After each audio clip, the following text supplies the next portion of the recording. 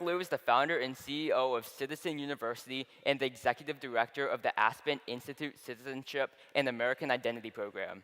He is the author of several books, most recently, You're More Powerful Than You Think, A Citizen's Guide to Making Change Happen. And he will be signing books in the lobby following the talk. So ladies and gentlemen, please welcome Eric Liu. Well done. Feel the thunder, lightning and the thunder, feel the thunder, lightning and the thunder.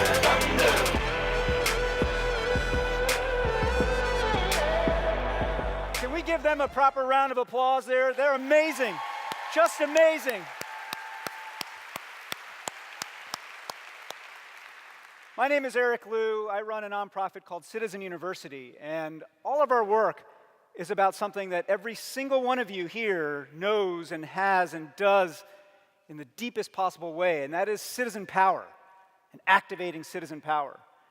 And I've had the chance over the last, actually 12 weeks or so, to be traveling every corner of this country, talking to people about how in these very, as Tracy said, these very challenging times, people from the bottom up, in ways that are sometimes out of view of the national media and not necessarily showing up on your Twitter feed, that people, everyday Americans, are actually taking ownership and responsibility for what's ill in the body politic. Everyday Americans are exercising citizen muscle and building and changing and forming and reforming our communities from the bottom up.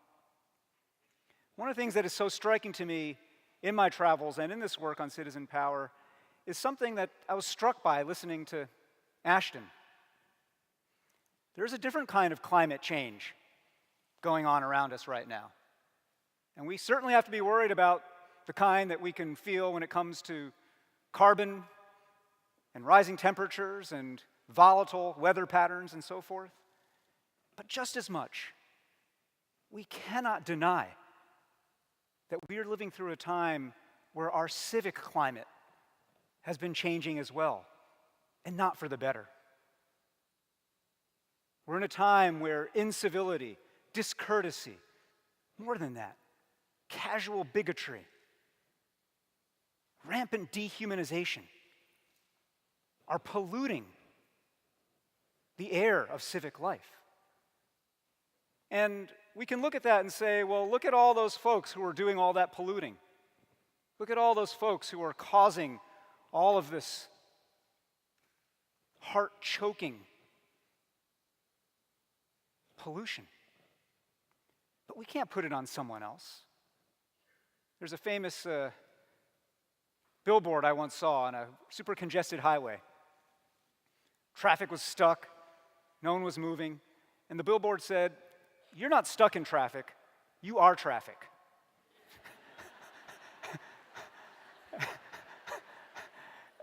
And I've never forgotten that billboard, because we're not stuck in coarsening, dehumanizing politics and civic life. We are that thing. We're not stuck in an era in which so many people feel disempowered and helpless to grab hold of their own fate. We are that. And either we are that because we feel that, or we are that because we see others feeling that and we're not doing anything about it. And that's the moment we're in right now. And what is exciting to me, in spite of all of the darkness and all of the trouble in our civic life today, what is heartening to me is that we could fill an arena 10 times this size with people all across the United States who are determined to reverse this kind of climate change by the power of their example, by the power of your words, by the power of your deeds. And in just the way that Ashton was describing this incredible technology that he's devised, this patent-pending technology, I want to suggest to you, I'm not a scientist, and nor do I play one on TV, but I want to suggest to you that there is another technology available to all of us here to reverse this civic climate change, to undo this civic pollution that is in the air right now. There is this remarkable technology that allows us to take people, red and blue, urban and rural, Republican and Democrat, liberal and conservative, who are seeing each other right now through this polluted haze, not as humans, but as enemies.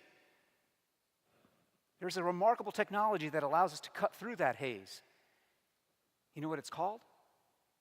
National service.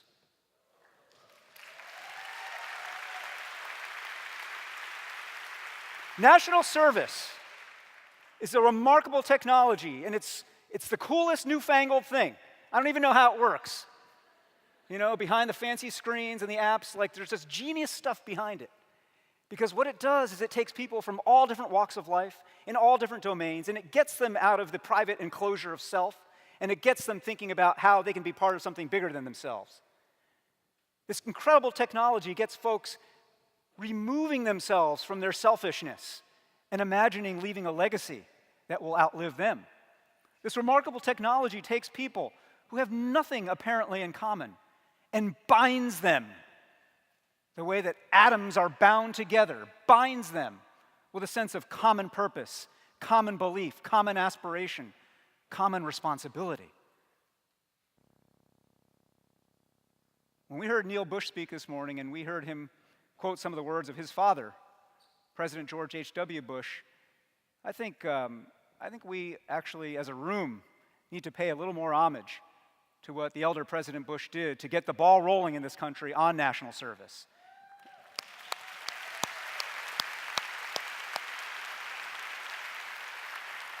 What the elder President Bush did by creating the Office of National Service, and what 3 presidents after him did in a bipartisan fashion, to forge not just policy, not just programs, but a national consensus, a shift in values and norms that said, you know what? This is a thing we do in this country. When Neil Bush talked about the 62 million Americans who volunteer in this country, and this room is full of them, those 62 million Americans know the ways in which national service, programs like AmeriCorps, AmeriCorps Vista, Senior Corps,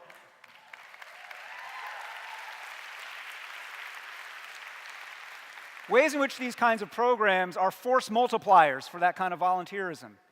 Ways in which these programs, whether it doesn't matter, it literally doesn't matter what the story or the scene is. Picture somebody trying to make sense of the disaster of a tornado or a hurricane that in one fell swoop has knocked over their entire life. Picture some kid in a community that we call underserved, and that word is so, to me, inadequate for describing the ways in which an entire society has let down that kid. And picture that kid.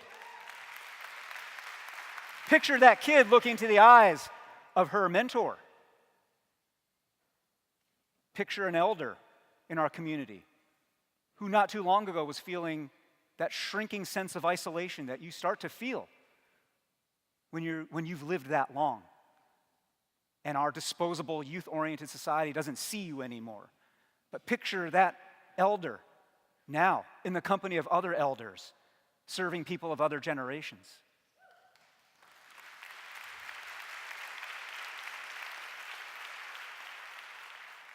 This is an amazing technology. And if we do it right, if we remember that we have it in our hands, in our hearts, in our eyes, in the ways that we see each other, we can activate this technology that will make that Twitter thunderclap seem like just a little flick, just a little blip. And that's our responsibility. Now, I stand here in part because I am an appointee. President Obama appointed me in 2014 to the board of the Corporation for National and Community Service, which is the umbrella organization for so many of our great flagship national service programs here in the United States. But it is not actually in that capacity that I speak to you today.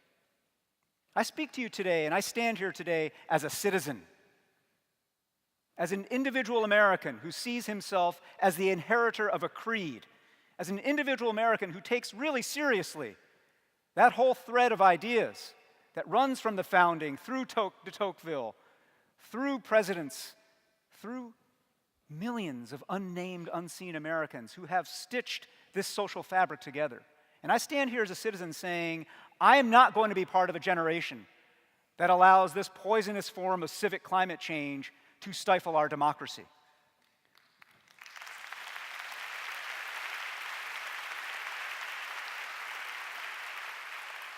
And I stand here as a citizen asking every one of you, however you are engaged in volunteerism, in service, maybe you have served in one of these federal AmeriCorps or national service programs, Maybe you've been part of the voluntary efforts that have led to things like the Service Year Alliance. Maybe you've been engaged in different ways that don't even have that label, national service, attached to them. You didn't even realize what you were doing. But this is a time, as I stand here today before you as a citizen, this is a time for all of us now to stand. And so I ask you, actually, if you can, to please rise and to stand for national service, and to stand and ask yourself, yes, do you believe in national service? Do you stand for national service? And our job today, our job as we're standing here today, is not just to make our voices heard to the United States Congress. Yes, that has to happen. Because as Neil Bush said, these programs are on the chopping block. And we as citizens, as I stand here today as a citizen, must exercise our rights to petition our representatives and make sure they hear our voice and hear our belief that this country is stronger when we all engage each other using this magical technology called national service. But it's not just about the United States Congress. It's about us telling the story to people who don't have titles like congressman or congresswoman. It's about us telling the story to our neighbors, to our family members, to our parishioners, to our fellow Americans. This isn't just about us going to Congress, us just talking to DC. This is about us setting off a contagion of new belief in national service, setting a new norm in this country so that it becomes an afterthought that, of course, these programs get their full funding.